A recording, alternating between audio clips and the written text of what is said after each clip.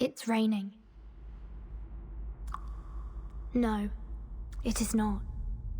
It's the storm. The storm is coming.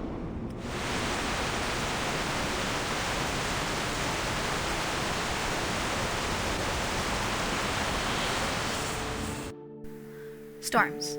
Not much is known about them. When the game first starts, we're thrusted into it, both the world and the situations the storms persist in. Starting with our lovely girl Regulus, a rockin' pirate with a penchant for radio and records, she expresses as much confusion as the rest of us when water droplets start falling upwards. A plaster of pastel rain, pink, yellow, and blue, paint-like colors splashing about the surfaces as they distort from the storm. The edges of buildings melt, becoming nearly two-dimensional, akin to that of comic books. People become like art displays, cut out and strikingly different from the surrounding apocalypse. It's not even a full storm either, merely the build-up to the grand coup de grace. Timekeeper. When will the storm begin? In 10 minutes.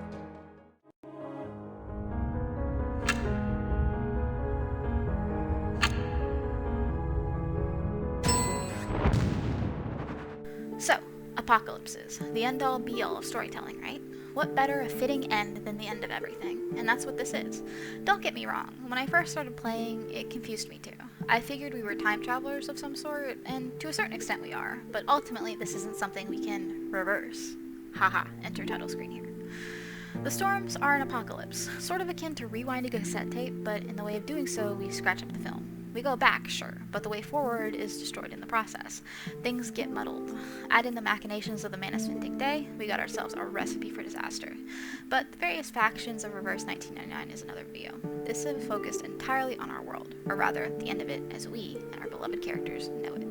The first storm to ever happen was in 1999. Not much is documented, though Forget-Me-Not and another researcher within the story were known to comment that the storm syndrome turned people's blood vessels into cables and wires. Terrifying. Here's my artist's rendition. Yes, it is a Pokemon. No, I will not elaborate further. Time is reversed to 1996. The second storm, happening in 1997, even fewer things are known about it. Just that it was the second to happen and that time is reversed further, specifically to 1985. The third storm, in 1987, caused people to be turned into geometric shapes. Here's another artist's rendition. Is it a Pokemon again? Perhaps. Either way, this is the storm Burton becomes the timekeeper from, with the realization that she alone is immune to its apocalyptic effects. Time is reversed to 1977. At this point, it's hard to find information about the storms that led up to the prologue to the game. There is some information to be found through various Reddit forums, but they're largely confusing and hard for me to parse through in an efficient manner. It seems at some point time is reversed to 1912, I believe through either a singular or perhaps two other storms. Then another year grace period in which the following storm in 1913 causes time to be moved forward rather than backward. Does it make sense? No. Is it supposed to? Not really. Time is no longer linear, and that's the only thing known to be fully true in this world now. This leads to the time during which the prologue happens in 1966. Now, we're at the game's starting point, the storm in which the world turns to art. Colorful rain, people becoming cut-out characters of themselves, it's a whole goddamn art gallery of horror. Which leads us to Burton, and by extension their suitcase. After dragging our lovely pirate friend in, they're led to the glorious conclusion that provided the person in question can see the storm's effects for what they are, they're immune to the finality of the storm, within the shelter granted by said suitcase. One of the few areas known to be a shelter from the storm, the others being several buildings within the Foundation and Manus respectively, as well as we later find out, a special island of people fascinated by numbers. Numbers that, through calculation and arcanum, can predict when a storm is to naturally occur. But this is something we learn much later and truly has little impact on the storm itself. For even if our beloved characters could know when the travesty is about to happen, they can't stop it. No one can. Not currently, anyhow. So, we know of the storm now, as well as a few places immune to it, but what are the storm's effects? What exactly is storm syndrome? Is it as horrific as it seems? Well, yes. In the main story, after the storm in 1966, time is reversed to 1929, where our colorful cast is soon to discover that the Manus Vindictae are artificially accelerating the storm. See, while we don't know the exact triggers of a storm, it seems they largely are a reaction to the end of eras, and the Manus are trying to push those end of eras to happen faster through their evil machinations. In this particular case, it was brought about by the great stock market crash of 1929. The exact reason for the end of an era does seem to hold some sway over what storm syndromes come to fruition.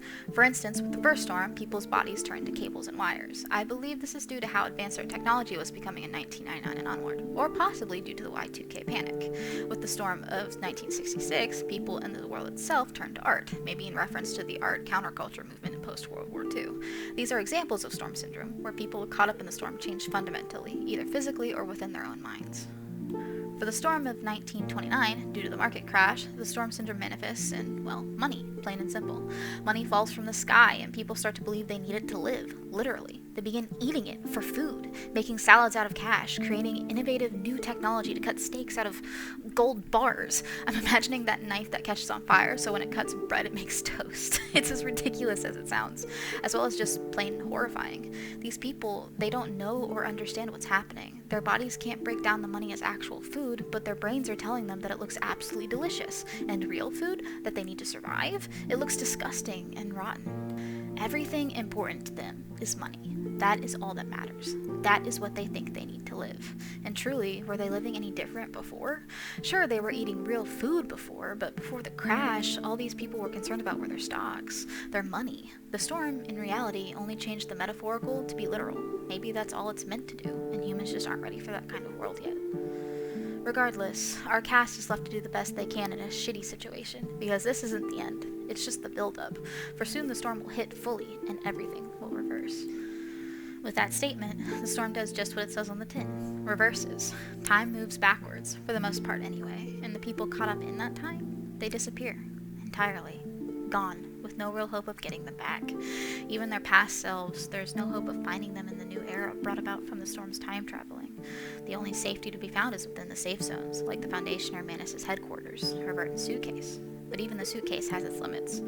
For those unable to witness the storm for its true self, like the Arcanist brought into Verton's fold, they disappear, just as the rest do from outside.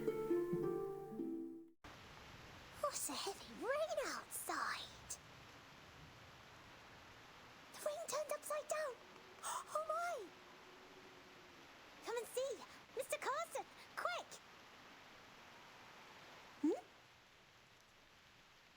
Mr. Carson? Where are you?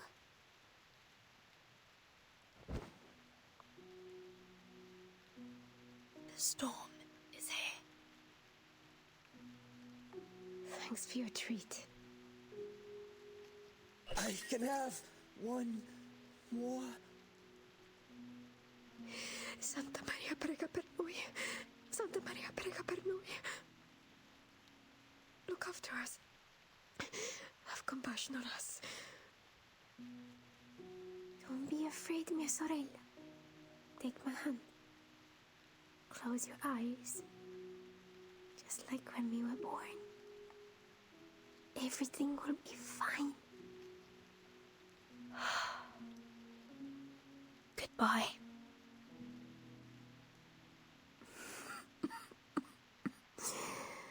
My lord. Schneider, I'm sorry. Your family. No, my lord.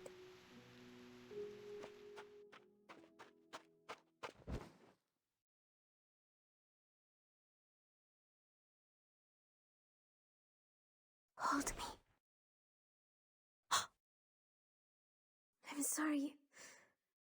I'm not a real arcanist. What do you mean? I don't understand. I always wanted to be lucky, but I think I should say addio now. Addio? You mean the storm will also... No. Why? You've never eaten the gold bar in front of us. Are you always tolerating it? Now it's coming, my lord. Don't forget me. Don't forget my heartbeat. On the right.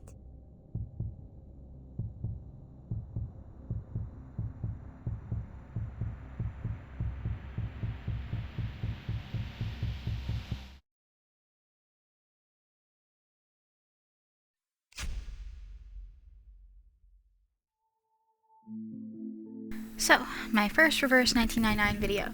I apologize if some of the information doesn't come across as clear or if some of it might be wrong. I don't think any of it is, but I did kind of rush this a little bit to get it out for the half anniversary content creation contest that Reverse 1999 is doing right now.